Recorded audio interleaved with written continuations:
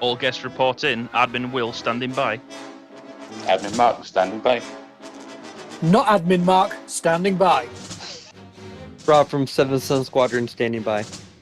Hello, and welcome to the second episode of Standing By, where we're trying out a brand new intro to try and look cool.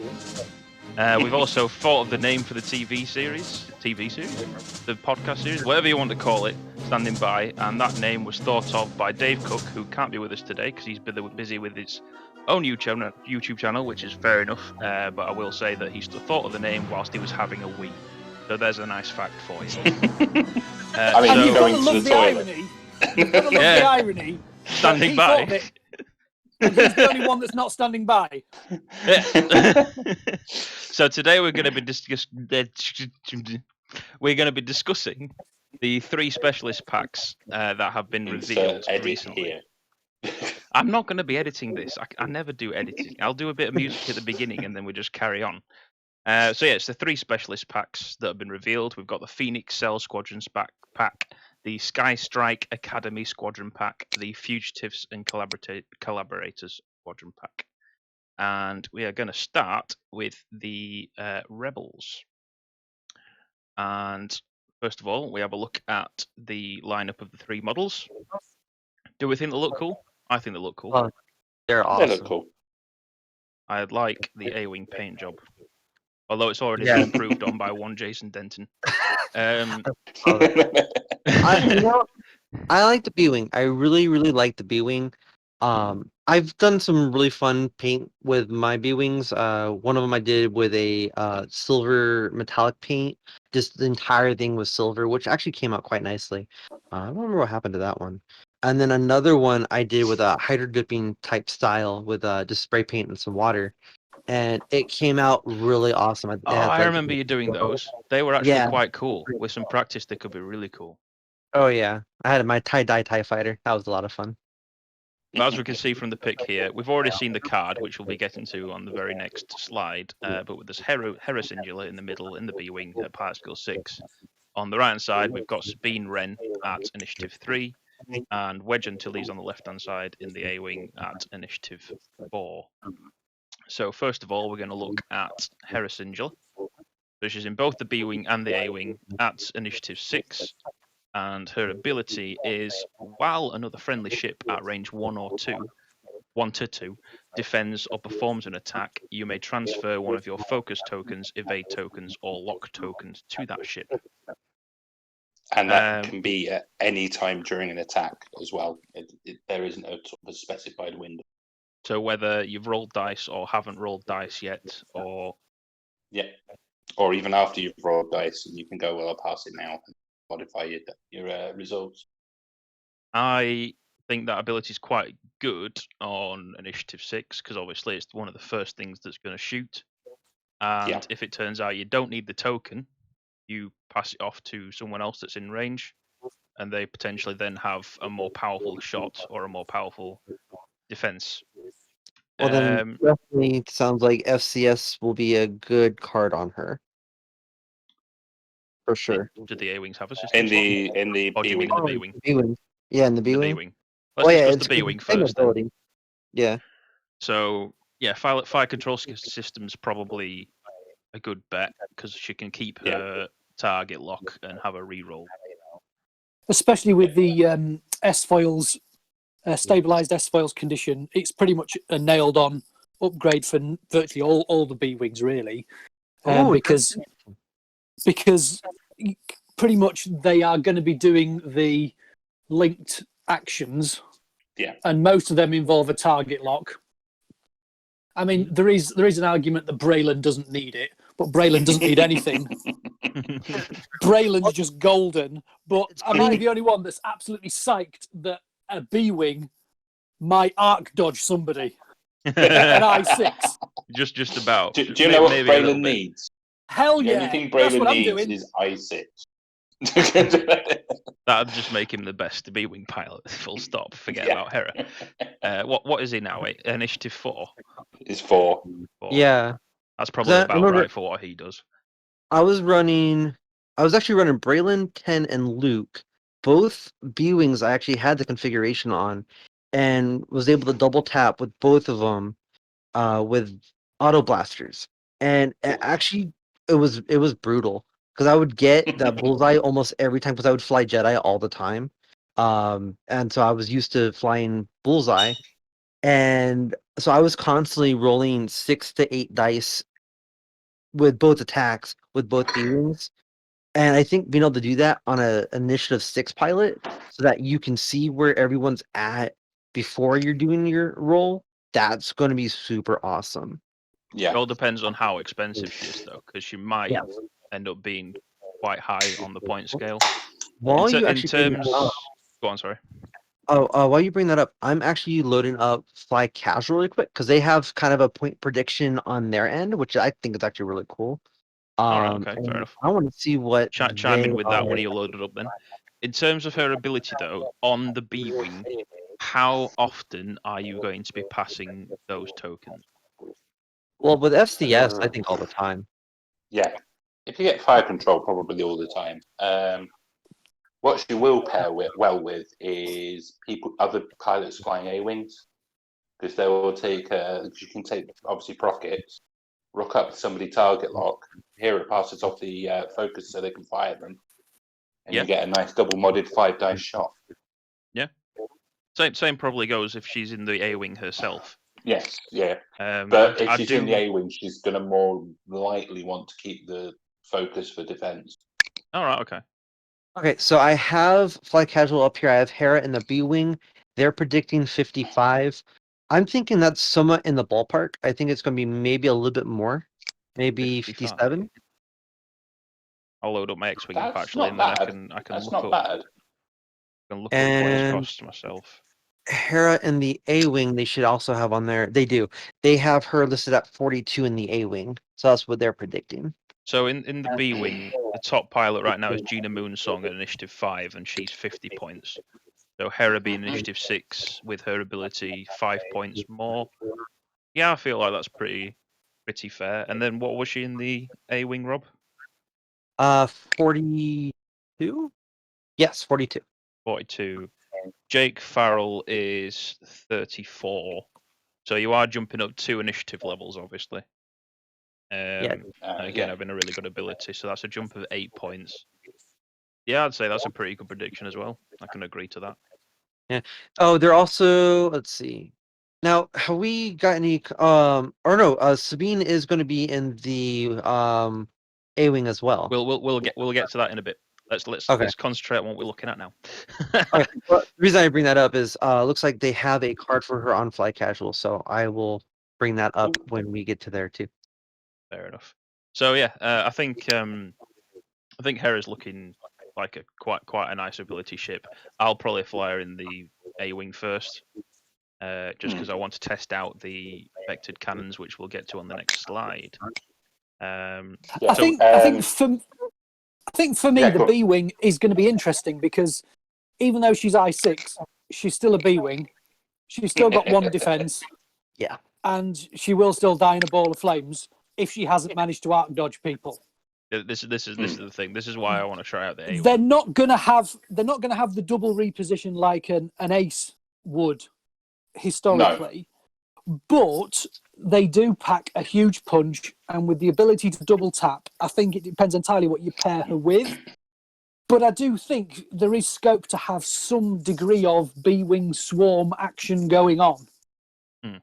Because if she is firing first and she doesn't need tokens and she can pass them down, you've then got like Gina, if Gina's with her, she's going to pass the stress off to Braylon, who's next to her.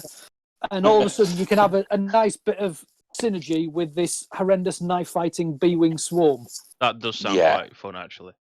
My thoughts on it were going to take a lot of like the focus token pass, abilities to pass off and whatnot.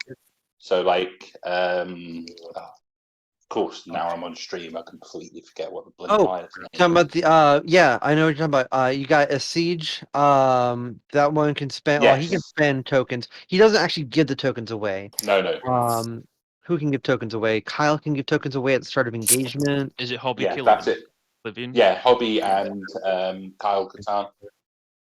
Yes, Kyle Katarn. Yeah.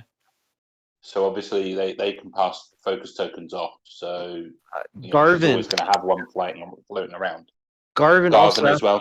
Yep, you spend a focus token. You may choose a friendly ship. That ship gains a focus token. So you're not passing your token; they're getting their token, but you spend it. But there's that, and then I know who is it?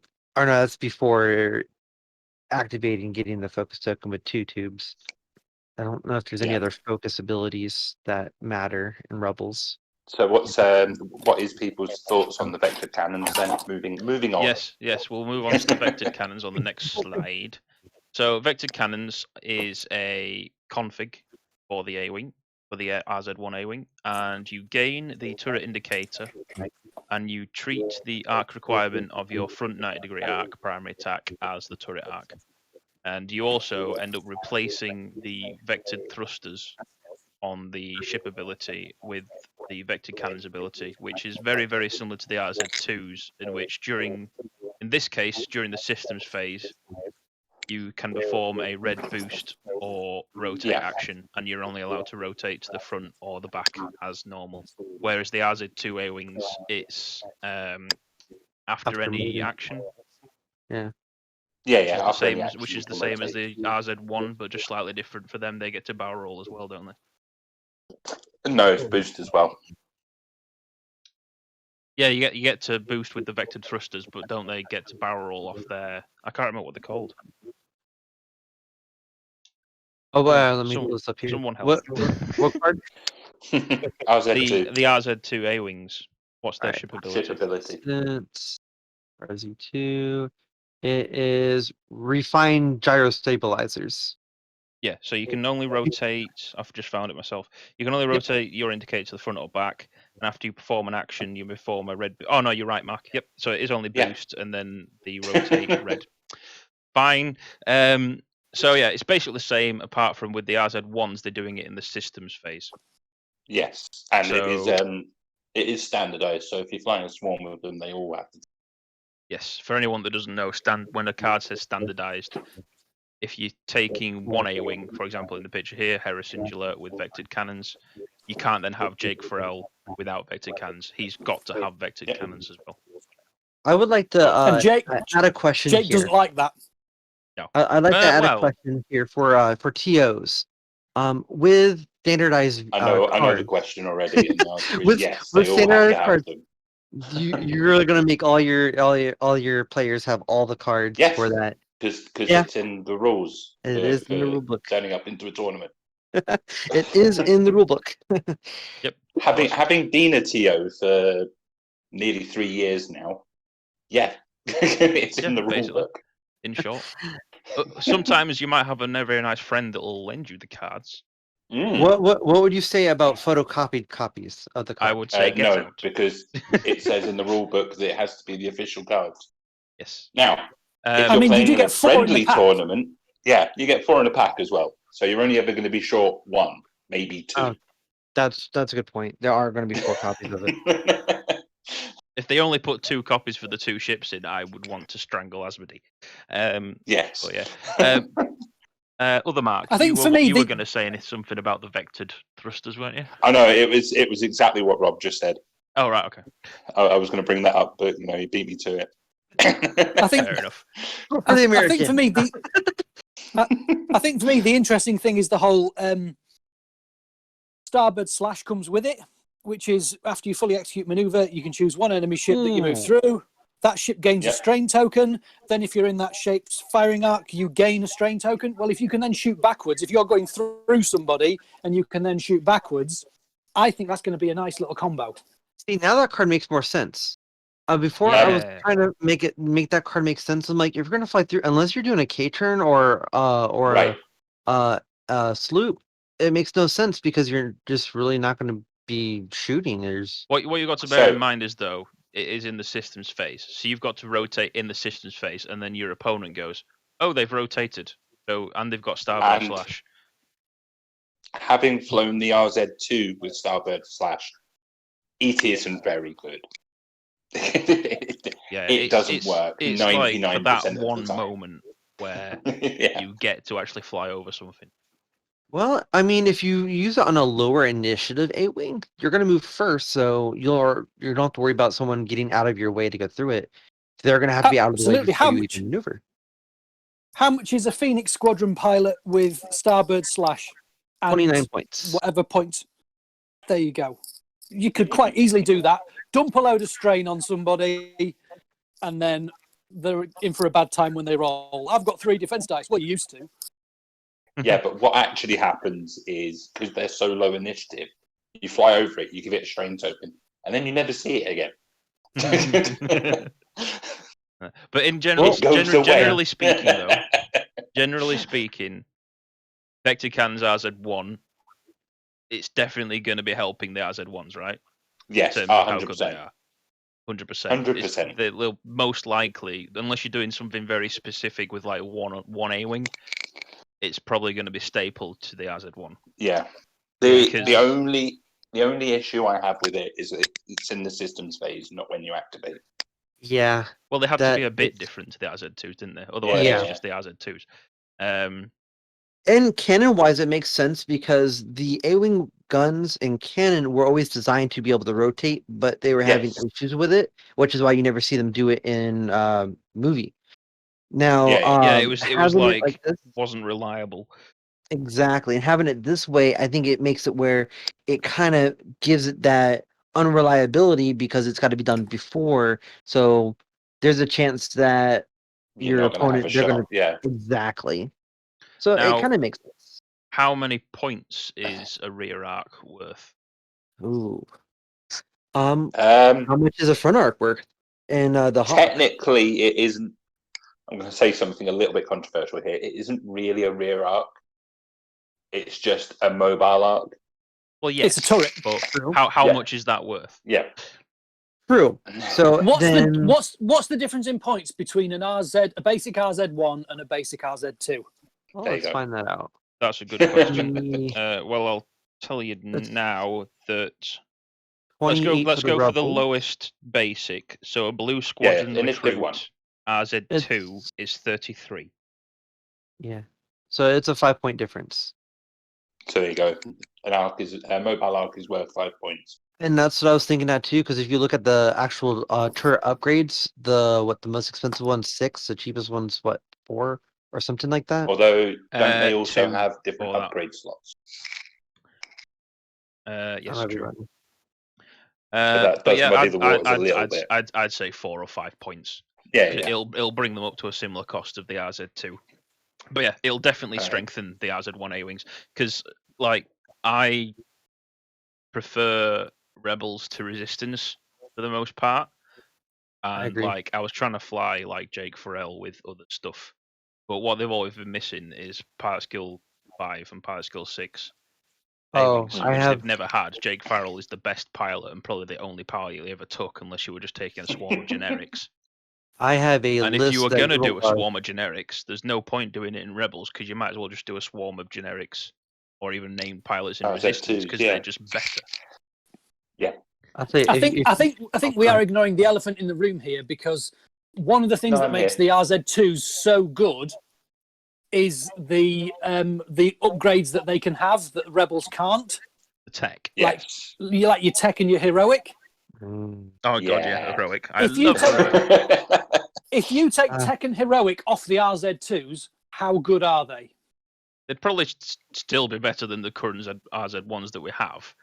I mean, they'd be identical.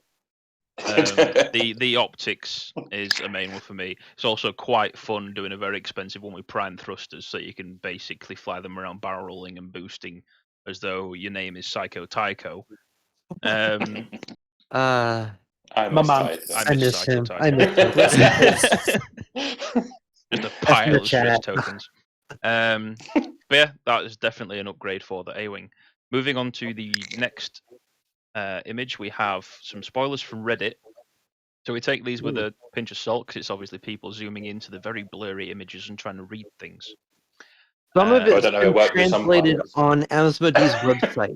That was one of the things is apparently Asmodee Germany actually posted the name of the pilots and the abilities. So they dropped a whoopsie. Yeah. Well, starting with Initiative 3 Sabine Wren. So whilst you defend or attack, if that's in brackets, that attack is range 0 to 1, which is also in question, in the enemy ship's front arc, change one of your results to a something. I'd imagine it'd probably be to a hit. Yeah, or possibly a hit or an evade. So that's very similar to one of the RZ2 pilots, I'm pretty sure. When you're at 0 to 1 or something, you get to modify something. I might be wrong. Let's see. At Initiative 3, if you are getting basically a free result to an evade or a hit, we think that's quite good. It's not bad. Yeah. But again, it's the I3s. It depends on what they're costed at. Because you get, I think the other generic's an I3, isn't it? Yes. It's an I1 and I3. Yeah. I think it's Green Squadron I3. Yeah. So whilst the two I3s might have nice abilities, if they're not costed right, you'll never see them. Very true. So the other if you'll just go, why am I spending 8 extra points when I can just take a generic? Yes. I kind of wish she had her ability that she has in the ghosts the ghost, and the phantom. Yeah, where she gets to do the roll. Yeah. Boost or something. Yeah. The problem is in an A-wing that's really good. Yeah, that would be nuts. But hear this though, with the new configuration, is it a red or is it a white action? It would be a white action. It's red. Really? On the configuration, it's a red. Oh, is it physically on the configuration? Yes, it's a red. Yeah. So if you do that, you're not doing any system phase actions. So if you decide to do that, you don't get to use your ability. So you'd be able to stack them in the order that you wanted. Yeah. No, her ability is before you activate, where that's in the system phase. Oh, right. Sorry. I think is probably why they didn't give her her ability. Not because it's strong, but because it doesn't really make sense if you're already doing a boost or an arc rotate. That's true. That's a good point. The other Initiative 3 is Derek Clivian. I always want to call him Two fighters against a Star Destroyer? After you acquire a target lock, remove a red token. It says in brackets there, nice upgrade from 1.0. What's the 1.0? Wasn't it after a K-turn you can have a lock? Yeah, it's Hobby Clivian. So it's Hobby's ability from 1.0. Right. Huh. Is Derek his brother? No, Derek is his name. Hobby's his nickname. It's like... I don't know. Fair enough. I'd rather Wedge. just put not Wedge, Derek. Can I just interject at this point? Because Star Wars has really got to get its whole naming thing sorted out. Because how can you have somebody in space called Derek? And while we're on it, I have to say, Biggs Darklighter, my man, I've met him. He's a dude. He's my hero. Love me a bit of Biggs. His brother's called Gavin. What? What was Gavin Darklighter. Biggs and then Gavin. What is that about? Littles? Bigs and littles? Yeah. There you Bigs go. and smalls. Biggie Smalls. Smalls, there we go. Tupac Clivian. I feel now offended that you can move on. Right, moving on. Initiative 4, we have Wedge Antilles. Whilst you perform a primary attack, if the defender is in your front arc, the defender rolls 1 for you a die. Ooh, I wonder why they changed it to primary weapons in an A-wing. Yeah, so that you can't do 5 dice into a weakened defense probably with the proton rocket. I do want to mention one thing really quick before we go more in the Wedge about Derek. That ability, if he's got a lock on him, locks are red tokens. So after you acquire a lock, you can actually remove a lock that's on you. Yes. I did want to bring that up. Yeah. Everyone forgets that locks are red tokens because most people use like aftermarket lock tokens, or of course on TTS, they're all the color of whatever your player is. So people forget that that's an actual red token. This is very true. Wedge though, so it's slightly different, obviously, from his X-wing. obviously this is at Initiative 4, not Initiative 6, because it's the young Wedge that we see in Rebels. But yeah, I mean, I quite like it. It's only out the front arc, so if you do give him the config and rotate it to the back, then it's just an Initiative 4 A-Wing shooting out the back. Yeah. I think that's smart because if you do the ability, the Starboard upgrade, Slash. and you get him with the strain, so that's going to put him down 1, and then you're going to put him down again. That would just be. You could try and set it up with another A-Wing before Wedge comes in to shoot out of his front. Outmaneuvers only the front arc. Yeah, I was going to say, give him outmaneuver as well, and you could potentially get rid of 3 evade dice. Yeah. Yeah. Okay. I like that idea. I'm just waiting for somebody to mod their A-Wing to have stabilizers on because it's training Wedge. That's what I want. I want like 2 little stabilizer wheels at the back because he's not quite there yet. Well, you're up. Yeah, but yeah, that's quite good. If you could set up slamming a strain token onto someone in whatever way you want through Starboard Slash or other, then Wedge comes in. Wedge's ability reduces their defense dice and outmaneuver. A strain token and outmaneuver, yeah. Their defense dice, then yeah, that's -3, and basically whatever you're shooting at, no matter what it is in the game, unless you're at range 3 and behind an obstacle, they don't have any dice. That's one easy way to kill a TIE defender. Sunterfell. Hello, Sunterfell. How glass are you feeling today, Sunterfell? No, even better. Dark Lord of the Sith, try not spending any of your 3/4s on this lot. Well, he can't spend it on defense anyway. Well, I know. He can in the TIE Advance. In the TIE Advance. Oh, yes. you're speaking about TIE Advance, yes. And it will be a lot easier we'll to kill get Vader to the in defender Vader. He's the last subject of today. We'll get to him. He will have his moment. So yeah, Shara Bey. Shara Bey. Hello, I am tied to Hera's hip. Whilst you defend or perform an attack, you may spend a lock token on the enemy ship to add 1 focus result to your dice result. I have a feeling she's in multiple ships already. Can you confirm She's that? in the Arc. She's in the Arc 170. She's amazing. Her ability in the Arc is genius because you can bung a Saw Gerrera crew on it, which just makes it obscene. But the other good thing is, if you pair her with Hera in the A-Wing, she can have a beast of a proton rocket shot. Yes, she can. Yes, that's a 6 dice hit, potentially. Yes. Because she can use her action to get the lock, and then Hera can pass her a focus. Yeah. Boom! Is her ability the same? See, while you defend or perform an attack. Yeah, it's exactly the same. Okay, it is. Yeah. Oh, right. Okay, fair enough. So you can do that with a procket then. Yes. Nice. I like it. Wow. I like it a lot. That's gonna hurt.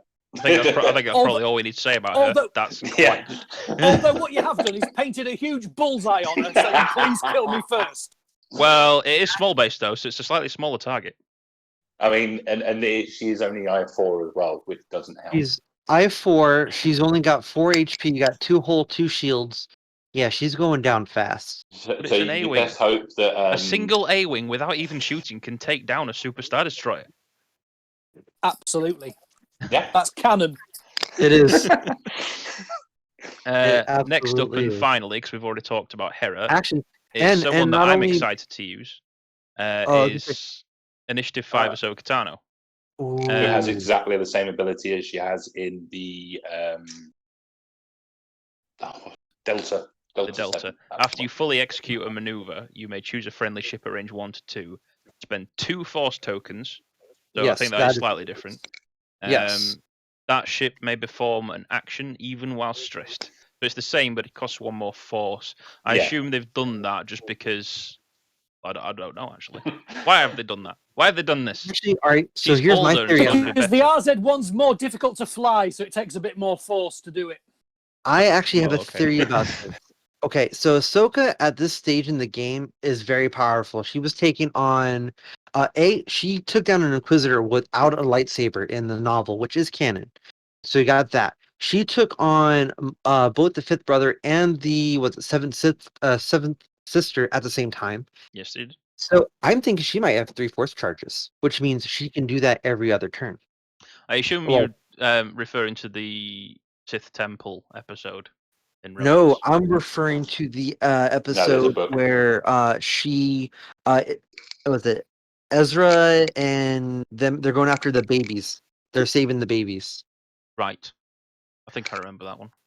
Yeah, she takes on both of the Inquisitors so that Ezra could escape onto the ship, and both the fifth brother and the seventh sister were taking her on at the same time, and she was powerful, man. She was taking them on like it was just practice. It was nothing to her. I mean, So I always remember her fight with Vader in the Sith Temple before it closes down on top of them and Ezra escapes. Because it's a fantastic episode. Apart from, man, I get I goosebumps thinking always, about it. I always sigh and whinge every time it goes back to the two Inquisitors fighting Kanan, who's been blinded, and Ezra. Because every time they're on like the deep end and probably about to lose, they start whirling their double lightsaber in the air and fly off like a helicopter. And I just don't understand how that works. Well, okay. What so will you here's- do if you had a lightsaber that did that? You would so do that. You would go, "Hey, check this out! Right, How awesome is this?" I have a thing about that. So there's an actual thing about that. Has anyone seen the Tim Burton movie Batman Returns? Yes. Well, it's not really very Star Wars, but carry on. No. So the Penguin has his umbrella that turns into a miniature helicopter. That all it has are little itty bitty like blade things that are like the thickness of a lightsaber blade. Well, I don't really think it's like much to do with. No, Yeah, but yeah, Anyway. okay. Yeah, we're gonna move on. it's got the Let's same move on. principle. Moving on. So, Right. sorry, Will, just to interject. Go on. To back up Rob's statement with Ashoka, Go on. if you have a look at the spread that they put out, there is 3 Force token. So that would lead me to believe that there is 3 Force. Yeah. So Ahsoka did you might have put that 3 picture Force on here? tokens. Yes, quite possibly. Either that or the B-wing is going to gain the gunner slot, which we'll get to in a minute. So unless she is also a different type of gunner for the B-wing, like she is a gunner. She is. I'm the pretty Republic. sure on the German thing that came out, she is one of the gunners.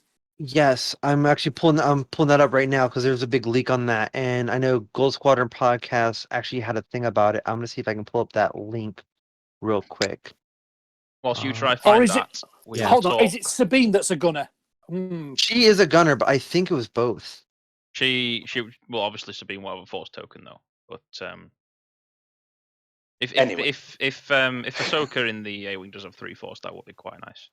But yeah, talking about we want to move on to the B-wing pilots. Yeah, B-wing pilots. Okay. There's only one extra league, at least at the time of me retrieving these images. So it's Initiative 3, Netram Pollard. After you barrel rolled, you may choose one friendly ship that is not stressed at range 0 to something. I'd probably take a guess and say 0 to 2. That ship gains a stress token and can then rotate 90 degrees. Nice. I can confirm there is no Ahsoka gunner. There's no Ahsoka gunner. Okay. Nope. I'm not sure about that on Initiative 3. After you barrel rolled. So you have to. They don't do anything in the systems phase, do they? So you've got to move and basically do a linked action. they can barrel roll as.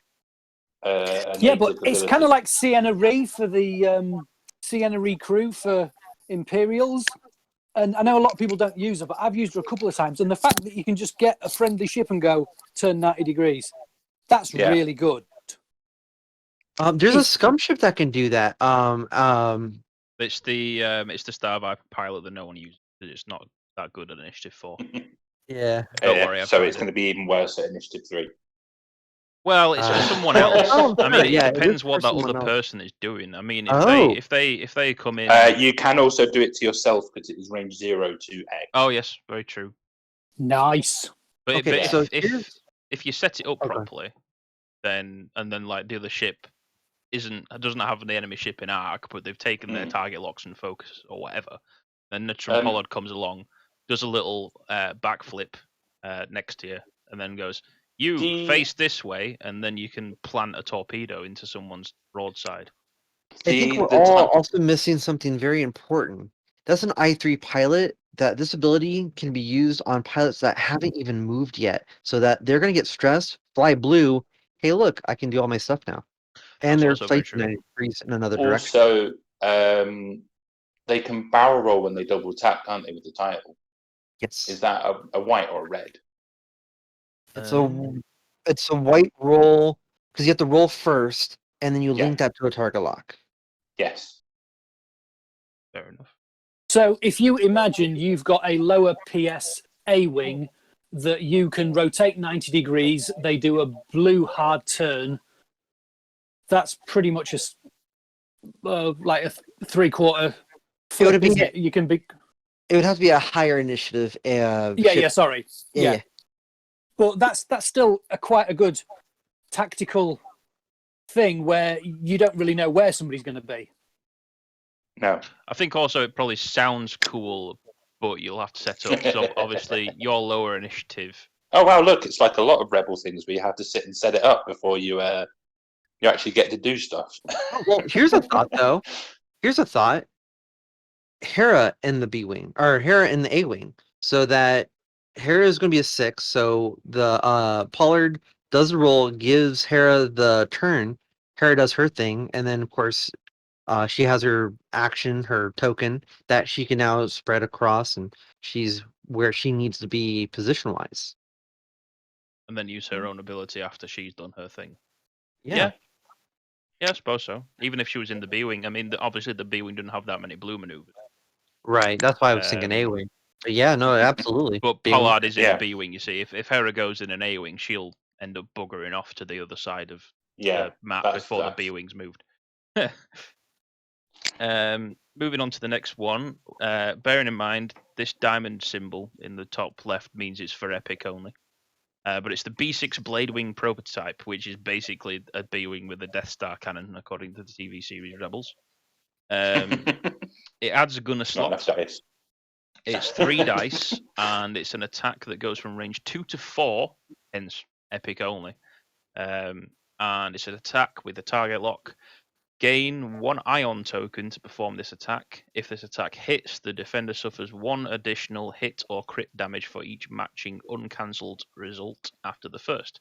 So if you get 1 hit through, they take 2 hits. If you get a crit through, they take 2 crits. No. If they take 1 hit, they only take 1.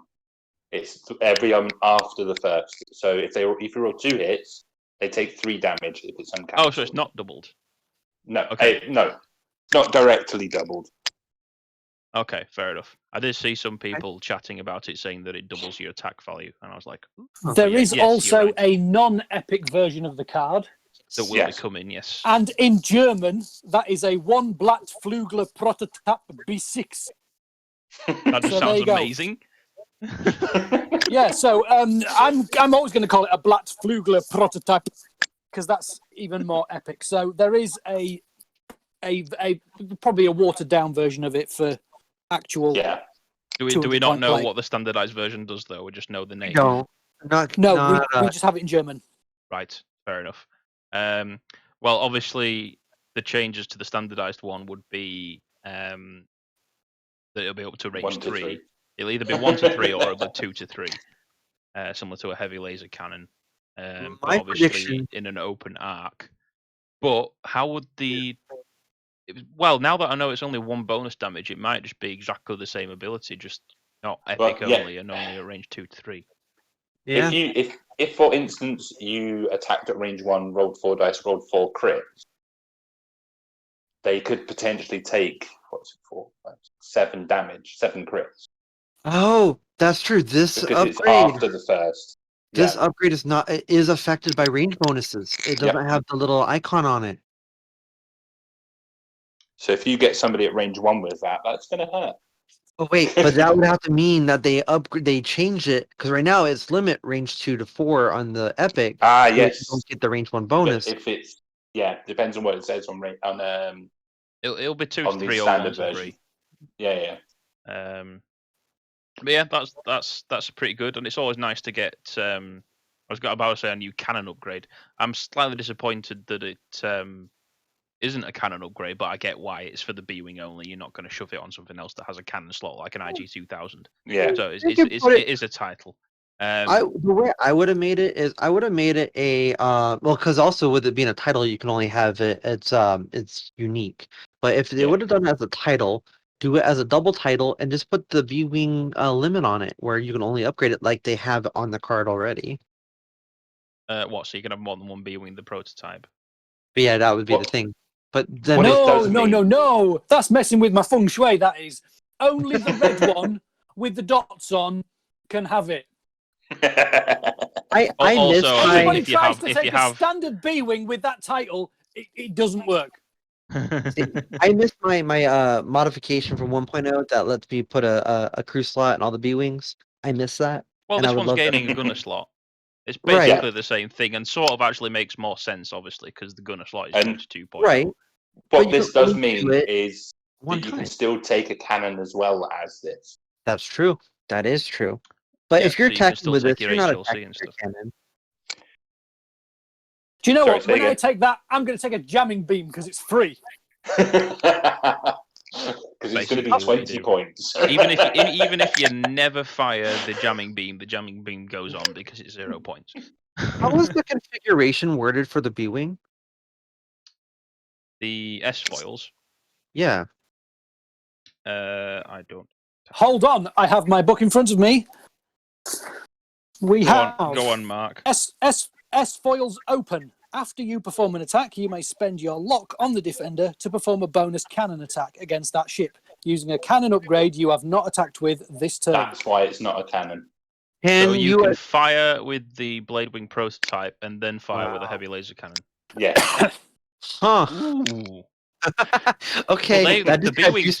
One B-wing on the board will turn into one giant fist that's just going to punch something in the face.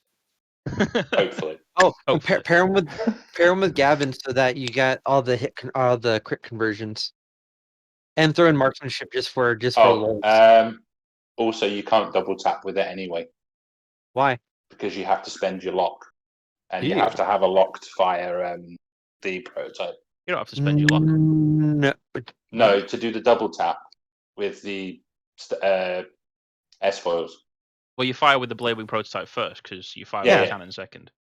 And so you won't have the target lock in your second attack, but you'll be firing again with something at least.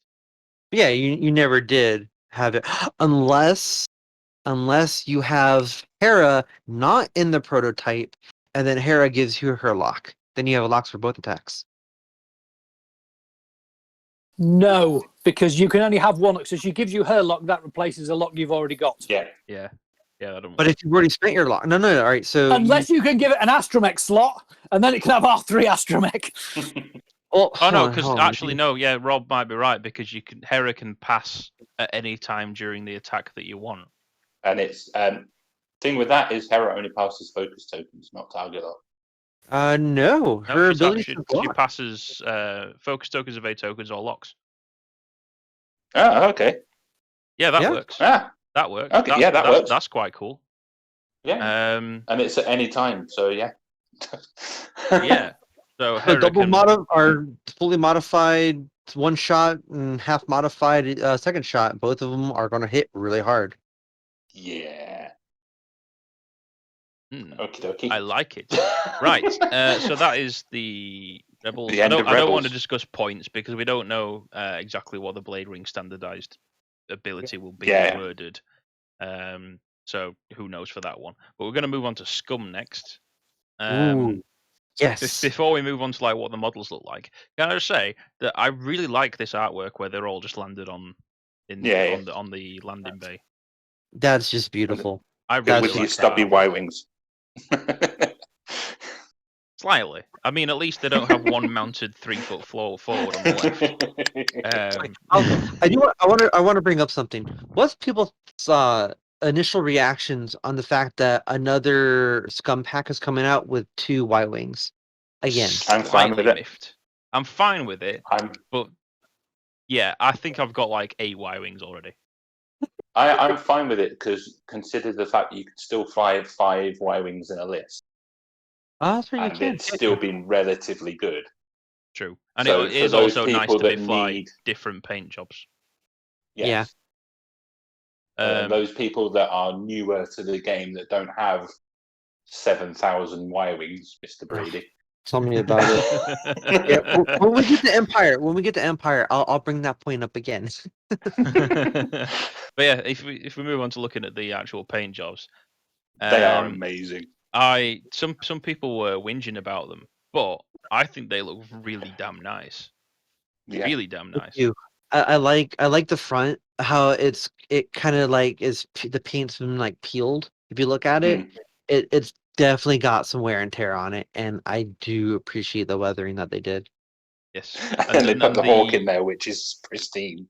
Yeah, that hawk is. Well, there's an artwork somewhere of someone's hawk. I can't remember whose hawk it was, but it was black with some highlights of grey and silver. I think it's a certain Jedi that we'll be talking about. Is it Kanan's? Is it actually Kanan's? I can't remember. I'm gonna look it up. I'm gonna Google it right now. I can see the artwork in my mind, not the artwork that's on Kanan's card, which we'll get to. Apparently, Kanan does fly that ship in a comic with somebody else. Oh yes, he does. Yes, I just pulled it up right now. Yep, and that is his ship. He flies the black one. Mm-hmm. Yes, he does. Fair enough. So before moving on to the reveal pilots, look into the base of these three ships we have in front of us. Ooh, yes. The first ship on the left in the Y-wing, you have Lima Kai. Lima Kai. He is Lima Kai. Sorry, I'm doing this in the wrong. Are you doing it the other way around? No, sorry. Yes, not the green guy. We'll move on to him next. So Lima Kai in the Y-wing was a lady. Sorry? Is it no, never mind. Carry on. Oh dear. Never mind. Right, Lima Kai was for those who don't know, because these are practically brand new names to what will be a heck of a lot of players, is a Janata security officer and was the commander of the Opportunity and led Project Resurrection operations on Thula. This is the guy that died when his modified N1 starfighter was shot down by Iden Versio. That was in Battlefront 2. So he is like a scum. Well, obviously he's in that faction, but he had like massive affiliations with the First Order. Can I just say his CV is less interesting than mine? Hey, you should have seen his modified N1 though. I want him in the N1. It was a black and chrome N1. Nice. It looked really sweet. But yeah, you shoot him down as Iden Versio. Then we have Gamut Key, who's the guy in the Hawk. He is. It is Key, not Kev. Key. Okay. Gamut Key. Species. We can call him Kev if you want. He is a Caloran. A brief history about him. So during the Clone Wars, he was in control of the planet Kala and imposed villagers for supplies and labor, so slaves. And then the Separatist General Cleve always like goaded them to and like made occupying the planet a massive issue. And then the Galactic Republic intervened, which was led by 2 Jedi, and they defeated the Separatist forces. And General Cleve basically ran away, his tail between the legs. Separatist running away. He's basically, from what it looks like, he's a slave trader. And then later in life, 14 years after Order 66, Key became semi-involved with Kanan Jarrus. Spoilers. Yes. And then on the right-hand side, we have Alice Hadrassian. She is a human. That is the artwork that I pulled off Wikipedia. She served. She doesn't sound like a nice person, to be honest. The notes that I've pulled off is that she served in the Empire until the Battle of Jakku.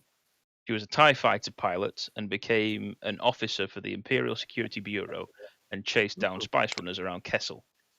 Her elder brother was one of the Emperor's Royal Guard, and after Jakku, she became the leader of the Amaxine Warriors.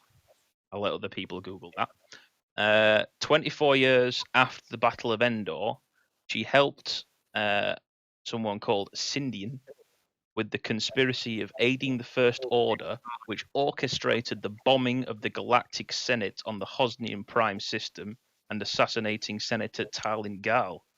Alice then committed suicide shortly afterwards. That is from the book Bloodline. Does that mean you have to fly off the board before the end of the game? In her defense, she did give 20 quid to children in need, so she's not all bad. I have a question. I have a question. Is she played by Gina Caruso? Oh! Let's not go there. Let's not go. Funny, but yeah, let's yeah. But yeah, she's not a very nice person, helping the First Order bomb and assassinate people. Yeah. So yeah, she probably belongs in the Scum faction. But onto the first pilot card. Sorry, what was that, Rob? I was like, what's a paint job for the Scum? Usually they have some sort of meaning. Obviously, the Hawk, that's Kanan ship. I remember in the Scum faction, the initial Scum pack, they had the Black Sun paint job for the yeah. And then it was Crimora, I think it was the Y-wing paint job. So what's the paint job for these Y-wings? What group or faction are they? A cool black sleek paint job. I didn't know if there was any affiliated group. I don't know. I think these ones are more generic. Yeah, it does look a bit Black Sunny to me. It does. It looks a bit Black Sunny, but I don't think it is Black Sun. I don't either, because usually Black Sun has the Black Sun symbol on it. Somewhere. Yeah, I was going to say there's no ship markings on them, is there? So yeah. Moving on to the first pilot, though, we are looking immediately at Kanan Jarrus at Initiative 3, and from his artwork, he is flying a blackish grey Hawk. So it's a Hawk in Scum with a Force token. Hell yeah, the Hawk is. I know one particular person who is incredibly happy about having another Hawk in the Scum. I mean, I don't know if I'd call myself incredibly happy. Because I really like them, but they're not very competitive. Yeah, but they're amazing. This is coming from a Rebel player who owns 5. Okay. So I love me a Hawk, and I don't fly Scum, but I feel I need to buy this pack because I want the black one. Yeah, I am not a big fan of the Hawk myself, or the Hawk, but I'm actually really excited for having another one added to my collection. Back in the day, in the days of 1.0, I actually had an idea of flying 12 Hawks just because why not in an epic game. I was going to say you can't fit that many in, not even within the standard list. No. Yeah, was that back in the days when they had 1 attack dice? Nice. Yeah. 1 attack dice. That's my kind of list. I'm going to do 12 damage, stretched over 18 rounds. So, anyway. So, Kanan Jarrus is Initiative 3. He is the Lost Padawan.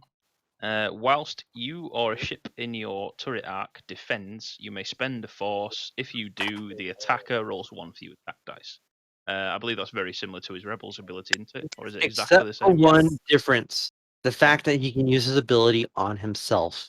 That is the big difference. Whilst you yes, gotcha. I can see why though. I mean, like if the Hawk is helped a little by that. Here's a question. They're touch fragile. It isn't a ghost, is it? With 16 hull or whatever. That's true. No, that is very true. It's 5 health and 2 agility. So here's a question for you guys too. With this new upgrade pack, do you think we're going to see a new title for the Hawk? I like it, but I don't quite know possibly. of any other. Let me refer to the German for you. Oh. In terms of the German, there is no title upgrade from what I can see. Oh, sad face. Well, fair enough. Because I would love to see, maybe, because I'm sure Kanan had a name for his ship. That'd be cool to have his ship with his ship's name. But can we all just agree though that if Kanan is in your list, you are going to be putting Maul on it? Oh, because that's Force. See, no. What's really cool with that, if you have Kanan flying with Maul, because Kanan is the first light side Force user in the Scum faction. That means true, you you can have equip patience. every single force upgrade if you have Maul Yeah. on them. You can have patience or you can have hate. That could be interesting. Because if you do have Maul, obviously you've got 2 force tokens, and then you use patience. Does patience recover 1 or 2? It recovers 2, doesn't it? One. Just 1? There's like an extra 1, and then you've got the it turns does require recovery. you to take a strain. True. Yeah, Which Hawks don't like is having kind much agility. of defeating the ability, the point of his ability. True. Here's a thought. What's that one force upgrade that lets you like coordinate? Battle meditation. You could equip battle Isn't meditation. isn't that Republic only? Yeah, Yes. I think it might be. Yes. It is. But yeah, That's also a no then. It's nice to have an extra thing. It's an extra Hawk pilot. There are other Hawk pilots in the pack. Hawk with foresight. There we go. Hawk with foresight. Yeah, go on then. A Hawk with foresight. No, I want a Hawk with extreme maneuvers, because who doesn't want to see a Hawk do a hard one? Or supernatural reflexes. Actually, foresight on Kanan has got something there. All right, so hear me out. With foresight as an attack, you have your arc on your side or behind you. If someone is in your bullseye during the combat, you can use foresight. You don't need to use the force ability. You're rolling 2 dice, and the fact that you still get the force conversion, even if you don't have a force charge to use, is not required for that attack during the combat phase. So that leaves title free for on another Hawk. Say that who's the one that makes you a 0? Can't remember his name now. Yeah. So flying a couple Hawks would be kind of fun. No. You want to fly 3 of them. Okay. 4 of them. You take 3 of them because you take the 3 good named pilots. There you go. Mux, Palop, and Kanan. It depends on points, though. I mean, obviously Kanan will be more expensive than Mux because he's a force point. Yes. But we all know, 2 of us know the person who likes flying 3 Hawks a lot, and who put hull upgrades on all of them. Yes. So there is quite a lot of movement with points. True. Yes. Yeah, it's just kind of awkward without the. A Hawk does feel very awkward, depending on what ability they've got when they've only got the turret. Yeah. So I do like. Oh well, you know what? Here's a thought. All right, so you got Torkoal, Palob, and Kanan, right? Those are the three Hawks. Particle 0, nick a defense token, and roll 1 for your attack die. Let me copy them really quick. So I'm actually going to pull it up here really quick. So you got Palob, you got Mux, and you got Kanan. So Kanan obviously has foresight because this way he's got his that bullseye arc in the front. So he's got a second arc. The problem you have with don't worry, carry on.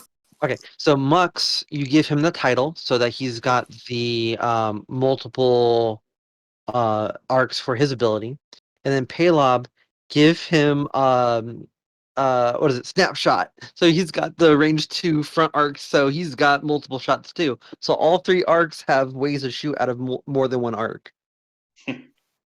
That's some board coverage. It could be interesting. Yeah.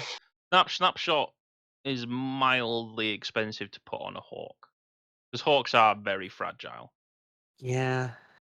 Yeah. Anyway, that's enough about Hawks. Yeah, I'd love to talk about Hawks all day long.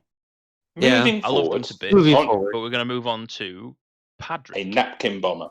Padrick's a new pilot. Literally the only information on Wikipedia is a single sentence and basically says that he's a human and he's one of the Maxine warriors, which is what we talked about earlier. There was that last. Yeah. Was it it was the lady that was in charge of them? Yes. Alice Hadrassian became the leader of the Maxine warriors. So Padrick is under the command of that lady. Maybe that's the group that those colored Y-Wings belong to. Maybe the Maxine warriors, possibly. But he is Initiative 3. He's called the Napkin Bomber. Why? I Throw sandwiches at people. I think it's a similar thing to saying carpet bombing. He just attacks restaurants. Oh god, what's the name of that four-arm guy? He's in that paper Obi-Wan goes to distribution. meet? Like the underwear bomber, but instead of underwear, Dexter Jester. Yeah, Dexter Jester. Yep. Patrick really hates Dexter Jester's cafe. Well, to be where fair, you it can doesn't get look like he's Jawa about to juice. attack. Patrick really hates Jawa juice. Well, if you look at it, it looks like he's about to go attack Coruscant, so that He would is, make yes. sense. So he's actually Yeah. going to the restaurant right now. But anyway. what if he turned napkins into bombs? That would be. I don't know. Anyway, his ability is after a friendly device that you have locked detonates, each enemy ship at range 0 to 1 of that device gains 1 strain token. So you have to drop a bomb, move away from it, then target lock it, ready for it to explode. It does seem super specific. Unless you've got delayed fuses or people that or people around him are also dropping bombs. To be fair, Yeah, if you're taking a swarm of Y-wings that can bomb stuff, which, spoiler alert, that might be something you might want to do, somebody else drops a bomb with a fuse on, that's not a bad thing. No, I've got delayed fuses on my twin CIS list. I've never used them once. I just think his ability is super narrow. Super narrow. Here's something though. Nim, he can keep the bombs, delayed fuses, but so you don't have to worry about that. You can just keep it for whenever. You can, but that's a Y-wing floating around with a target lock on a bomb, and then the enemy will probably stay away from it. Well, I mean, you also got the fact as a Y-wing, so it can equip R3, so it can have multiple locks. It can. This is true. Or it can equip Genius and drop it after moving. I don't know. I love it. If somebody drops a proton, a proximity mine, that's the biggest bomb that's out there in terms of size. Yeah. That's a big space denial area that you're not making somebody want to go into. Question: does cluster mines consider as one, or would that be 3? No, they're all separate. They're all separate tokens. Okay. Otherwise, they'd all explode at once. It's silly. I want to know: have we been able to lock bombs? Yes. This entire time. Yes.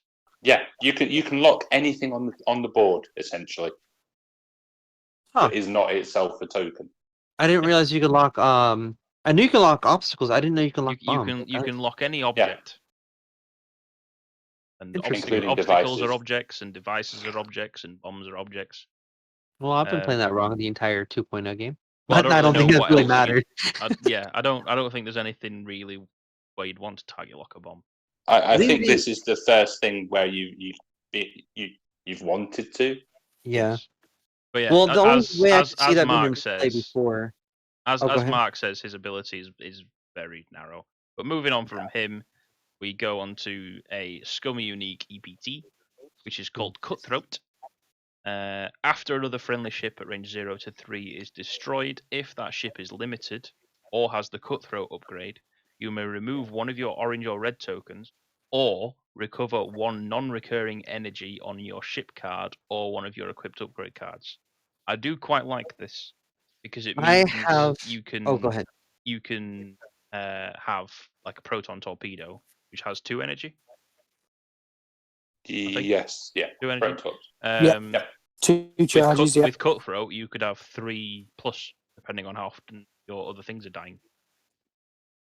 I have a list that uses this. It's a list that people have talked about, or at least partially of my list is people have talked about with this upgrade. And of course, obviously the pilot is Tell. But there's another fun use for Cutthroat, and I'll actually get to that in my list. I kind of want to break it down really quick if you don't mind. It's not super long. So it's Tell with Cutthroat, whole upgrade, punishing 1 title, and R5TK. Okay, so he can shoot his own ships, and his other named partner is Dengar in the Jumpmaster with Cutthroat, Auto Blasters, Proton Torpedoes, Zam, False Transponder Codes, Greedo, and Shield upgrade. That's a very, very hefty That Dengar. is a lot going on. but it is fun. Now, for the other 56 points that I have in my list, I have 2 cartel spacers. Something that it's the cheapest ship that I could think of that would be. Well, that's not true. I mean, you got the Z95s, but how much is the cheapest Z95? Same points. Oh, they're 22 points. Yes, So, but it can take an illicit. right. So what I was doing, that's right, that's what I was doing. I had the cartel spacer with auto blasters so that they could potentially do something, but if they die, I got Cutthroat, and if I really need to, I can kill my own ship. I lose 28 points. They Not have to super big. have the Cutthroat upgrade because they are non-limited. Let's see. Let me read it again real quick. If that ship is limited or has the Cutthroat. Yeah. Right. So Cutthroat can be on everything. That's right. It has to be on everything. All right. So that brings up the points just a little bit, which is not that big deal because I'm still at like 9 points under with this list. So I can upgrade them and then get Cutthroat. Again, we don't know how much points. Yeah. I mean, me and Mark discussed this before with Tell. If you are going to regen his ability energy, he has to have already died. Right. Yeah. So he needs to die, come back on without the energy, not die again until someone else dies on your team, and then you get the energy back so that when next time he dies, he then respawns again to then die again. Right. That's why you fly everybody slow and you make Tell shoot out there right in the middle of everything. You make him do as much as you can while everyone's still in the back hanging out. The list I came up with was all of the i3 Z95s and Tell, but all with Deadman switch. So Tell can just sit there and go, I blow up. Everybody around me takes 1 damage. I come back to life. I blow up. Everybody comes back.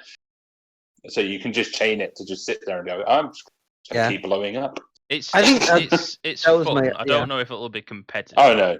Not at all. No, it'll be funny to watch it happen once. yeah.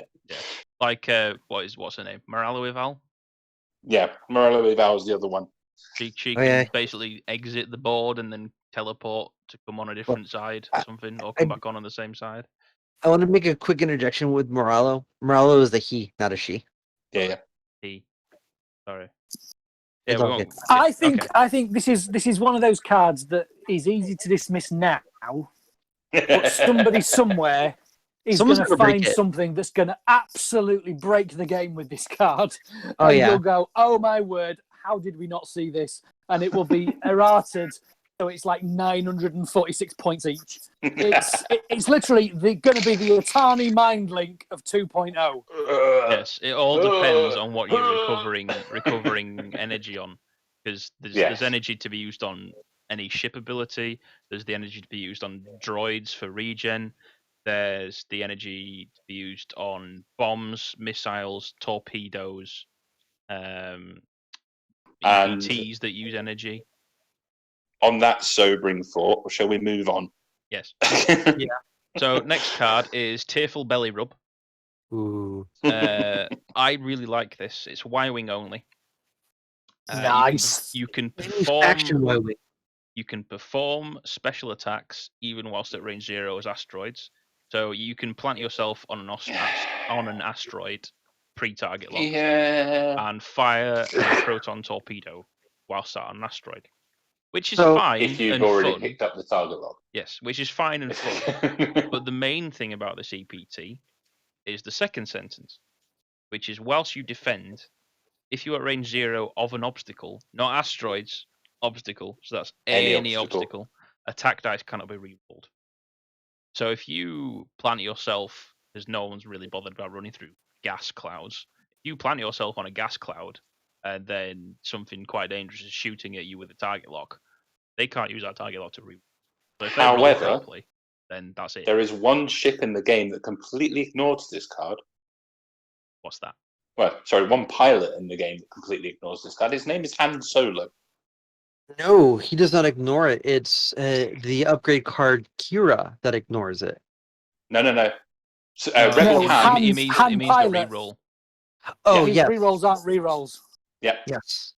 Yes. So he just goes, "Oh, you're on an asteroid. That's a shame." Then there's two parts. There's Kira also, her card. It makes it where that obstacle doesn't exist whenever you're being affected by it. Which, generally speaking, she's on the Falcon anyway. But that's just 2 instances. Otherwise, if Tearful Belly Rub, as I'm just going to constantly call it now, because Y-Wings like flipping over and having a belly rub. If it's like 1 point, then I think it's really good because you can just plant yourself. Especially if you think about it, can be used for ion cannon. It can be used for any special attack, which is anything other than your primary, essentially. Yes. Yeah. So here's a thought. So that's just Y-Wing. That's been listed. They stated that card is actually going to come in the Rebel pack to kind of go back to the Rebel pack. Right. So 2 copies of. Yeah, it comes in both. Yeah, I was going to say, I'm pretty sure it comes in both because the Scum pack is the one with the Y-Wings in it.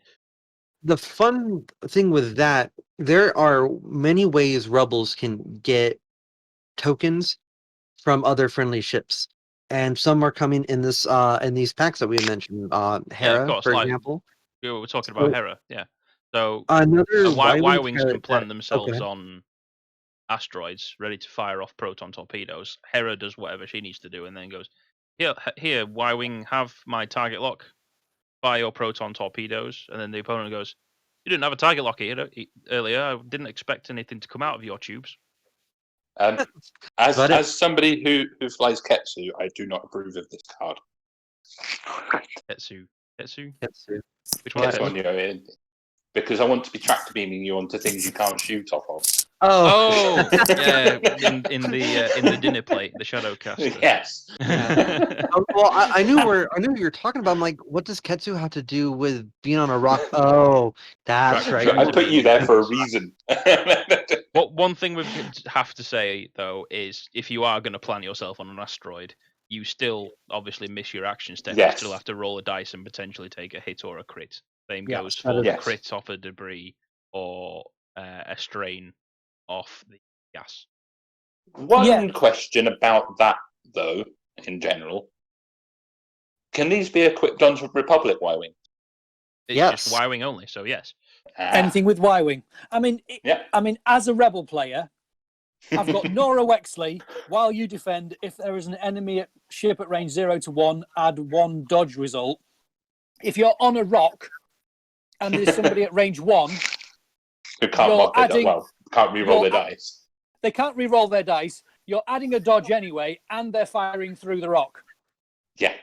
I think for the Rebels, again, you've probably got Dutch in there who's passing target locks left, right, and centre. And that's what I was going to bring up, too, is the fact that Dutch is going to give around all these target locks to people. Yeah, As a Rebel player, I strongly endorse this card, and I believe in its message. Isn't there an astromech that lets you ignore asteroids or ignore obstacles? There is. There is. I don't. Is it for all factions or is it just for? It's Republic only. Well, there you go for the Republic. Resistance. Sorry, yeah. Or is it Resistance? Oh, Resistance, they don't have a Y-Wing yet. Yet. We haven't gotten anything from Rise of Skywalker yet, which is really surprising. Usually they're really on that with the movie releases. We'll get stuff eventually. But if they do get Y-Wings, then Tearful Belly Rub plus the astromech that allows you to ignore asteroids over a few turns or obstacles over a few turns. That might be pretty fun. Oh, yeah. So, shall we move forward on to arguably the best faction of the three? Arguable. The Imperials. I am down. I am so down for the Imperials right now. Paint jobs. Okay.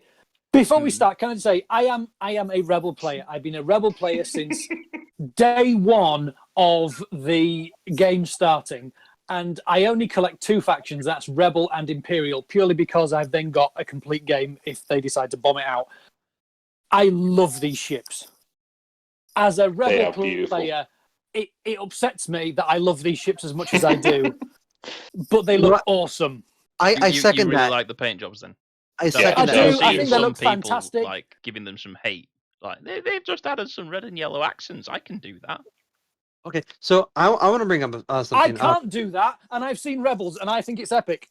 Oh yeah. Well, it was funny. Before we actually started this, I actually was talking to, I think it was Will. I was saying that I'm not an Imperial flyer at all, but I am for this pack in general. I am excited for this pack. But with the paints, so this has got my question for you guys. What's your thoughts on another Imperial pack with 2 TIE interceptors? This is the second pack that they've done this with. The first one was the Royal Guard ties. So Well, first, the what's your Royal question? Guard ties was way back in 1.0, right? It was, yes. Yeah. It was back in So 1.0. really, that's a null point. I get your point, but it's a null point. Essentially, what these packs are what those packs were to 1.0. Yeah. Yeah. So essentially, and not only that, they are go on. Aces packs. So basically, these packs are designed to say, you know, these ships that you've got that you keep saying, well, there's not enough decent pilots for these ships. What we're going to do is we're going to give you a cooler version of the ship you've already got, but we're going to chuck in some awesome pilots. Yeah. And so all of a sudden, the Empire are going to quite easily field 3 Pilot 6 Aces and still have a bid. Yes. Oh yeah. Yes. I'm excited for an Imperial Epic game. I play Epic occasionally because I have 2 of the regular TIE interceptors, 2 of the what was it? Or no, I have 2 of the Baron TIE interceptors, 2 of the Royal Guard interceptors, and once I get this, I will have 2 of the the Sky Strike Academy interceptors. So I'll be able to fly 8 interceptors with 4 different paint jobs. Yeah, I think I've got something pretty similar. That'll be exciting. I have 8 interceptors with 4 different paint jobs in an Epic game. I think it's just gonna look beautiful. Well, the first pilot that was revealed is Gideon Husk, Initiative 4. It's the exact same ability as he has in the TIE Fighter.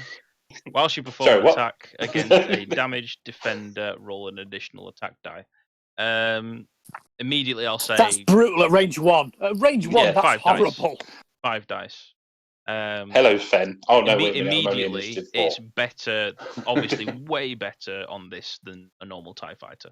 Oh, yeah. Way better. The chassis that it's on is just beautiful. The fact that it has one more attack die anyways. But then also, if you don't throw in a card that we're going to talk about later, you have the auto thrusters so that you're going to have your maneuverability.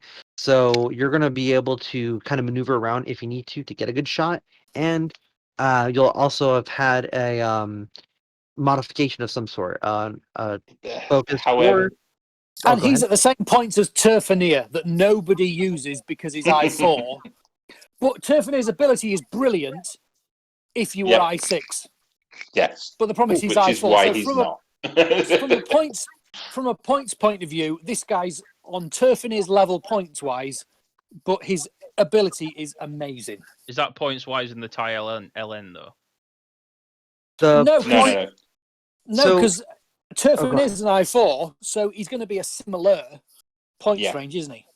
Oh, well, it's funny you bring that up because I still have Fly Casual up, and as of right now, Fly Casual has Gideon at 42 points, which is the exact same as her. Yeah. Fair enough. I don't think that's obviously better. If anything, Gideon Husk should come up in 1 or 2 points higher than Turfanier. Oh, yeah.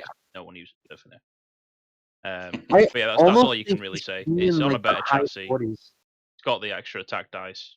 Get in there, do 5 dice at range 1 instead of 4 like he does in the TIE Fighter. It's still good in the TIE Fighter doing 4 dice at range 1, but this is a better chassis, and if you fly it well, then he's going to output some serious hurt. Rob referred to this card next. So it's the sensitive control. So this replaces the auto thrusters with sensitive controls. During the systems phase, you may perform a red barrel.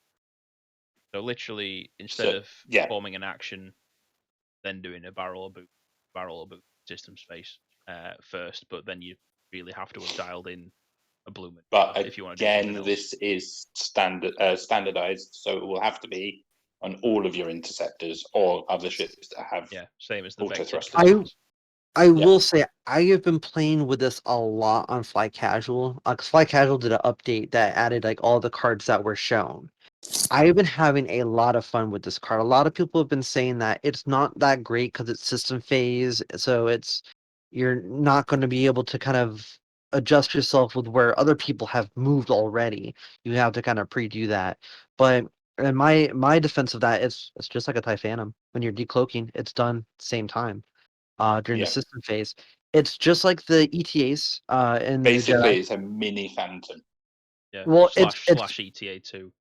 It makes it just like the ETA 2, except for the fact you don't need to spend a force to do it. So in my opinion, it's slightly better in that aspect. I mean, I would say it limits your actions, but it doesn't, because you're in an interceptor and pretty much every maneuver you want to do is blue. Yeah. Somebody who's flown against a lot of Soontir, and I hate Soontir with such a passion, it is unreal. I would say that I can't see a reason why Soontir would ever take this. No. Because the beauty of the chassis of the Interceptor is that at I6 I see where everybody's gone.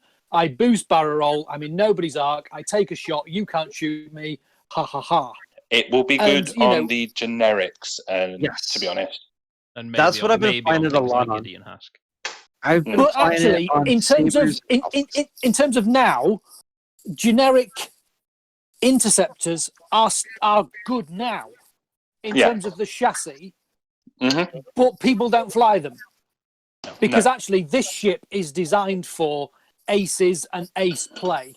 So I would argue that this is one of those upgrades that in theory sounds great, but I don't think it'll see a lot of play because most people want the auto thrusters. Depending on how many points it costs, I think the place you'll see it is in Sloan Swarms. Yeah. Because speaking of points, though, Rob, what does it say on Fly Casual points? Oh, yes. They just have it as 0. Just 0. Yeah. If it's 0 points, you will just take it in Sloan Swarms. Yes. Every day of the week. The other thing to note as well, it replaces auto thrusters, and it doesn't say Galactic Empire only. So you've got the TIE silencers in First Order. They have auto thrusters, so they can take sensitive controls. Everything that we've just said about the TIE interceptors, don't want to put it on the higher skill people. What you might want to put it on is Blackout. Yes, Blackout, because the First Order TIE silencers can use it. Blackout wants to be facing rocks so that he can fire through the obstacles, get trick shot, and get his ability off, which is quite mean. And then sensitive controls on him means that if he is facing the obstacle, providing he's not stressed. During the systems phase, he can perform a barrel roll and get out of the path of the asteroid and not just run straight over it. Yep. So he might want to use that. Hey, Will, I have a quick question for you. Go on. How far off are we talking about the new TIE configuration? What do you mean? Because I know we're going to be talking about that card coming up. Because I have an Imperial list that I want to go over, but I want to wait till we use that card. We're coming to the end now. It's got 3 slides left. So we've got Volskeris in the TIE Defender. So Initiative 5. Oh, mama. Well, is it? Yes, because you give him. Yeah. Anyway, we'll get on to it. For an action, you can gain a strain token to recover an energy, which is he has. Bear in mind, he starts with none. Yes, he starts with none. So you have to take an action at some point and have a strain token, and the defender will not be happy about only having 2 defense die. You just do it in the first. Oh no, because he drops every turn. He drops it every turn. Before you engage, you may spend an energy to perform an action. So you can maneuver him into position and do an action to recover your energy. See where other people above you might end up. Yeah. And then spend the energy to take an action against the person. Somebody earlier I was talking about using advanced sensors to do an action, and then with this, and that's not going to work because you have to cover the charge. No. Oh, okay. It's now, interesting. In the German pack, it does say you will get Volskeris in both. You will get Volscaris in the Interceptor and in the TIE Defender. What? Okay. Ooh. That could be interesting. That could be interesting in the Interceptor. And Yeah. can we all agree at this point that he is based on Tom Skerritt from Top Gun? And so can we refer to him as Danger Zone? Danger Zone. I love it. Yes, And Arrogant Ace, that fits. Oh yeah. I think if he is in the Interceptor, then I think I'd actually prefer his ability in the Interceptor. I do too. Yes. Because the He's Interceptor definitely has in the more arc Interceptor. dodging capability. He's basically Because the Interceptors are Sienna Ree, Commandant Goran, Gideon Husk, Lieutenant Luria, Nash Windrider, Volt Skerris, and then the basics. With Volt Skerris in the Interceptor, would you give him the sensitive controls? No. Or would No. you let him have 2 actions in his engagement phase? Absolutely double actions. Yeah. He becomes Vader with advanced sensors. Or not advanced sensors, passive sensors, that's what it is. Yes. That he becomes an Initiative 5 Vader in that aspect. Oh no, all your ships have moved. Well, I'm going to boost and power roll out of all your arms. I will see you in a bit. Then we can look at the TIE Defender Elite. So this is an interesting way and different way. Is it standardized? It is indeed. Yes. Yes. Although with how many points Defender is, you're taking 2 of them max it. Yes. That's true. Not more than 2. Unless you play an epic. Okay, so TIE Defender Elite, decrease the difficulty of your hard turn maneuvers, increase the difficulty of your choreographed turn maneuvers, and replace the full throttle ship ability with advanced fire control. After you perform a cannon or missile attack, if you have a lock on the Defender, you may perform a bonus primary attack against the Defender. Welcome back, TIE D. Yes. Vessery. It's a tidy Vessery loves this card. Vessery will love that card, yes. He gets the extra locks. And this is the reason why I asked about when we were going to say this card. So, mind you, this is without any configurations yet because we don't know costs. This list is at 194 points. Saber Squadron with Predator, hull upgrade, shield upgrade, so it's not like squishy, times 2.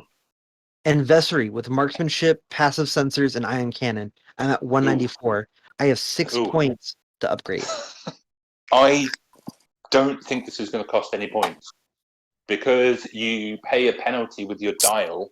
You are not getting your free evade token as well. Yes, you're also not getting your free evade. And it is taking away the Defender's K-turn. Well, it's not taking it away, but it is making it more difficult. There's some that say that this might be the first card with a negative cost. It's not going to have a negative. No. I don't think they'll do. I don't want to see Defenders be any cheaper. No, and it won't be a negative cost because it takes something away from you. Yeah. You're already paying a cost. And it adds the double attack. Yeah. Okay, so let's theorize that you can fit 2 Defenders in a list. Yep. Pretty much that's going to be standard. They're not going to let you have 3 of them. No way. So you're going to take Vader and somebody else. Probably Vader, Vessery, Vader, Rexler, perhaps. Spoilers. I don't like Vader. I don't like Vader. Yeah, we're going to talk about that later. I don't like Vader with that configuration. No, it's a trap. Literally. Yeah. Let's just move on to Vader. Vader is the final image. Wait. Before we move on, there is a debate that's been going around the internet that needs to be brought up, and that is Ryad with the configuration. So there are 2 sides of this argument, and I can actually honestly see both sides, and it's the way things are worded. So Countess Ryad's ability, while you would perform a straight maneuver, you may increase the difficulty of the maneuver. If you do, execute it as a K-turn maneuver instead. The TIE Defender Elite configuration. I'll just skip to the K-turn part. Increase the difficulty of your K-turn maneuvers. Yeah. Now the argument is because it's a K-turn maneuver with Ryad, it says K-turn maneuvers difficulties increased. So they're saying that instead of it being white, do they overlap? Yeah. does it overlap? What I will say though is if you have a look at a defender's dial, the majority of it is blue on the forwards. So they will go to white using her ability, which would turn to red. Yeah, Right. using the title. Yeah. So you can still do them. Right. You just can't do the 4 or the 5. But well, it's funny because Fly Casual actually has it where you can do it because unless you have a force ability, you can't increase it to purple. That's been the thing, so it'll just stay red. Oh yeah, now, I don't think red will turn to purple. No way. No. But the thing is, the other argument and the side that I like and I agree with is the fact because I like this better, but it's a valid point. Is it something to do with Magical Christmas Land? No, it's no. It has to do with wording. It all has to do with wording.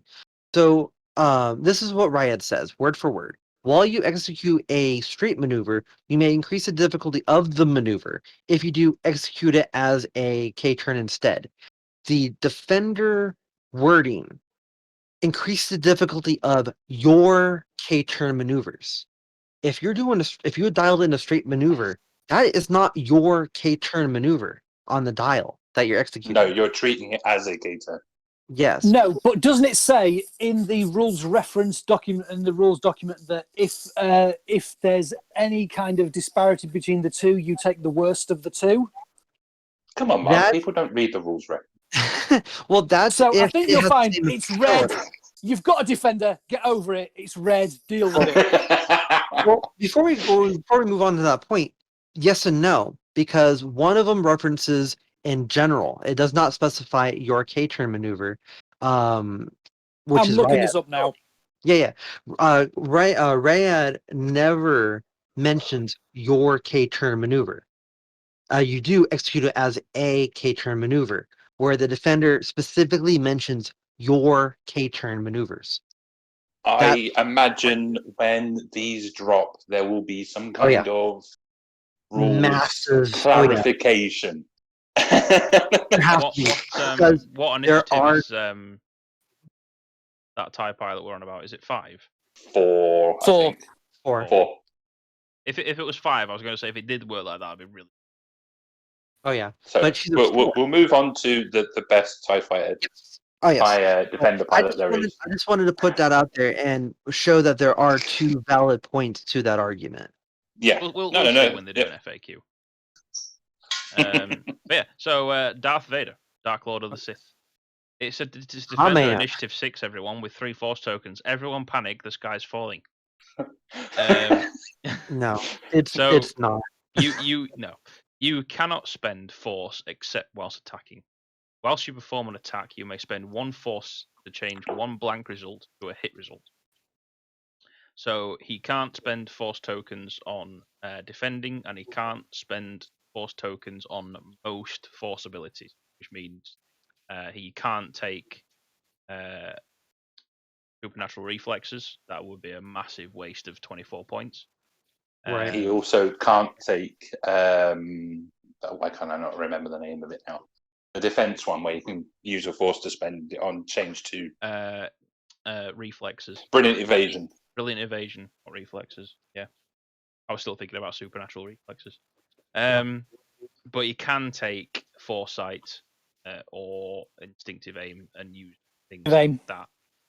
Instinctive aim. No, you cannot use it on. Oh yes, because it's performing an attack. You're right. Yep. Yeah. It's when you're attacking, so that's fine.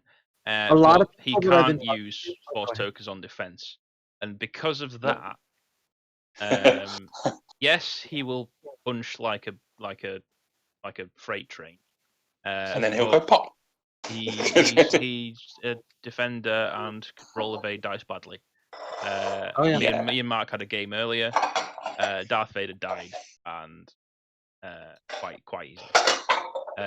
Mark did have the title on him. Do not take the title on Vader. It is a trap. Don't take the title. Token. You need the evade token. He wants foresight, I think. Foresight would be better. Yeah. You want to rock up, you want to go, there's an evade token, there's a focus token. I'll use my Force to modify my dice and attack. And then I get a focus and evade token for defense. So the thing is, Vader is one of those things in your list that he's going to cost a horrendous amount of points. Yes. Now, Because a bog standard one, defender's 67 or something like that. So he's going to cost the best part of 100 points. So he is. What's his name? No, Rex Labrath is 78. Okay. So, Admin Mark, how many points do you think it cost? I think he'll be about 105-ish. 105, 110. I'm calling 95. Mark, Rob thinks about 95. If you think of the difference between Vader in a TIE Advanced and the people below him, it's a big jump in points. It's a big jump. And I think that it's going to be about 100 points. Yes. To be fair, I think it's 21 points of a jump that advanced. Yeah. So that would put him at 99. He obviously can't spend the Force on his. In my opinion, he will be in the ballpark of 95 as a minimum, but he might be 100. He might be an 105. He's going to be around 100 points. Some people are saying he's going to be like 120. He's not going to be 120. That's silly. What I will say is he was play tested at 120 points. Yes, he was. If has moved from there. Had his ability that the TIE Advance has, then I would totally say 125 easy.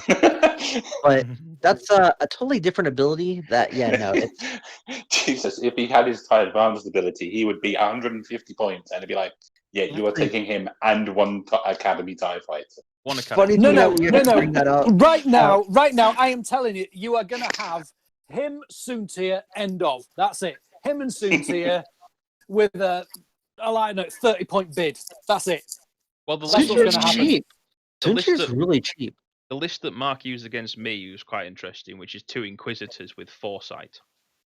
Yes. That was we were playing Darth Vader at like 118 points. 109 points, and then obviously upgrades on top. It was about 118 points total. Yeah, so he had Fire Control System, Heavy Laser Cannon, the title, which we're going to say 0. So we were playing him at about 118 points, and then he had 2 Inquisitors with Foresight. And they did 2 get generic Inquisitors. It's just the fact that Darth Vader had the title, he wasn't getting evades. An occasional bump, and evade dice going, yeah, I'm just going to roll blanks for you, mate. Darth Vader just died. Yeah. So, so can I ask, with the difference in the title, how much difference did the fact that you can't do the 4K turn white make? In that particular game, because it was against 2 fire sprays, none. If it was against, say, X-wings or something like that only had a single arc, it would be absolutely huge. Yes, definitely. Like fundamentally changing the ship, huge. Yeah. So, all in all, Darth Vader ain't that scary.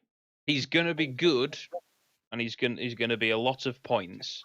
But one, even if he's not got the title and he's taking 3 evade tokens, one bad roll, his shield is gone. A second bad roll, dead. Yes. Yeah. Especially if he gets hit by the new Blade Wing and B-Wings. Yeah. Oh man, I didn't even think about the or Shara Bey in her A-wing proton rocket. Death blast. 6 dice of death. Oh, hello, Vader. Have you bumped? Here's 6 dice to the face with my missile. Fully modded. Because Hera's passed me an extra token.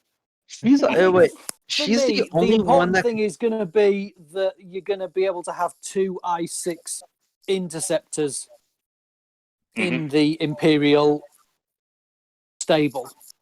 And I think you're going to have Soontir and Sienna, and I think it'll be Soontir, Sienna, and Flavor. Wait, Sienna's a 6?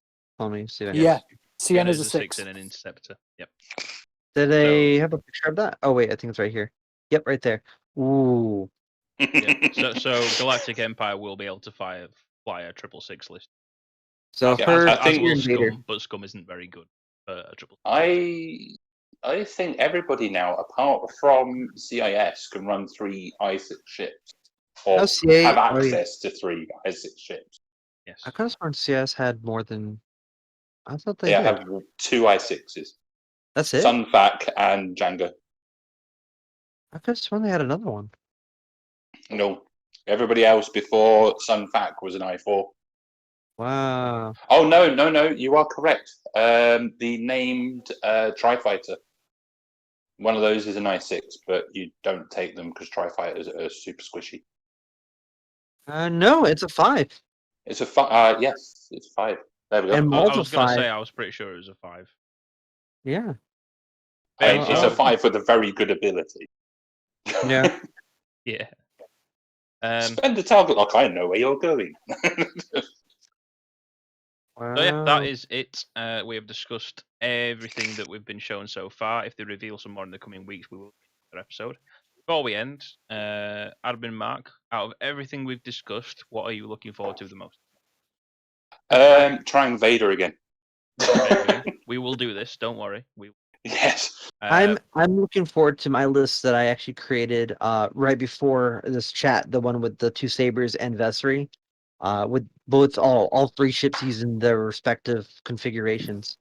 I figure it was a 6-point bid. That should be enough to accommodate for Is that both something types you're of looking upgrades. forward to test, or looking forward to hopefully actually Both.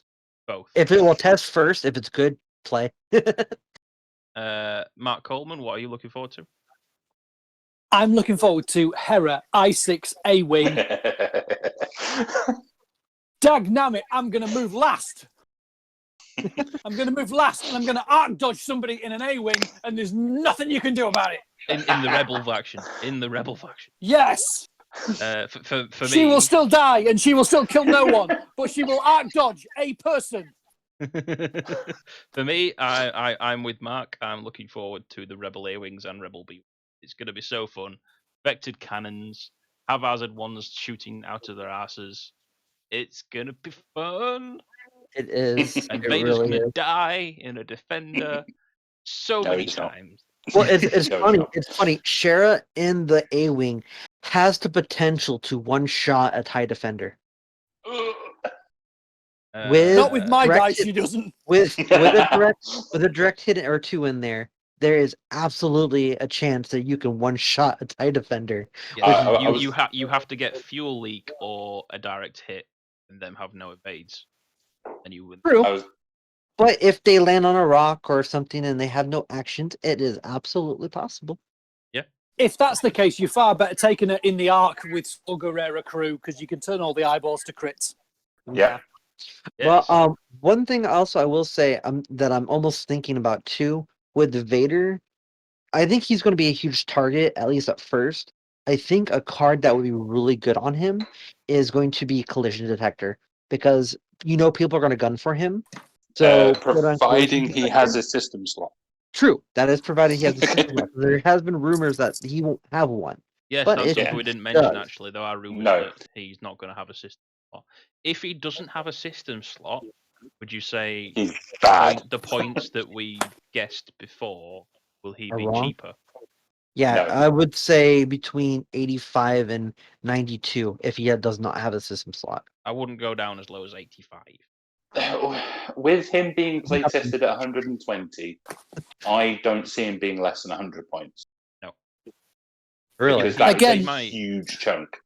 You've got to think that even if he can't have a system slot, he can still have precision ion engines, which is before you execute a speed 1 to 3 Koigran turn maneuver, you may spend a charge to execute that maneuver as a Segner's loop instead. Oh, yeah. That's quite nice. Yeah, does Defender have to be good. 3K turn? No, they Yes, do it not. does. They have a 2 and a 4. A 2 and a 4. So they can do 2. I'll tell you what, I'll get my coat. 2 sleeps. This is why Mark flies Rebels. That's why I fly Rebels and die. What's that card again? The ion engines. That is a modification, right? Yes. It is. That's high only. Mm-hmm. They don't have a modification slot. But they don't have a 3K turn. But Ryad does. So Ryad can use it. But she doesn't. They don't have a modification slot. I'm actually looking at it right now. So that's null and point then. Yeah. But anyway, so we've talked about everything there, guys. We've been talking for a heck of a long time. 2 hours. Just when under. I said it would be about an hour. Wow. Just under 2 hours. But it's been a great conversation. If they reveal It has. stuff, It's not like any of us have got a life, is it? Well, not at the moment with lockdown. No, not today. But so I will say it's definitely been awesome seeing on your guys' side of the water, because the X-wing scene there is a little bit different than it is over here. Because I know someone was saying that you don't see a lot of like generic TIE interceptors. I don't know if it's just me, but there's quite a bit of times I've seen 1 to 2, sometimes even 3 generic TIE interceptors and stuff like that, and it's interesting to see the different play style that is. Yes, definitely. There's definitely is a different play style. Well, you'll have to join the next tournament that me and Mark are hosting, which we said we'd set up today, but we're going to set it up tomorrow now. Yes, it's 11 o'clock at night. I'm not setting out now. No, we will organise this tomorrow and probably get together to retest Vader. But yeah, it's been great talking about everything been revealed so far, and if more gets revealed, we will do another episode of Standing By for that as well. So thank you everyone for joining us to chat. So Thank we you will for having say us. goodbye from there. Goodbye everyone.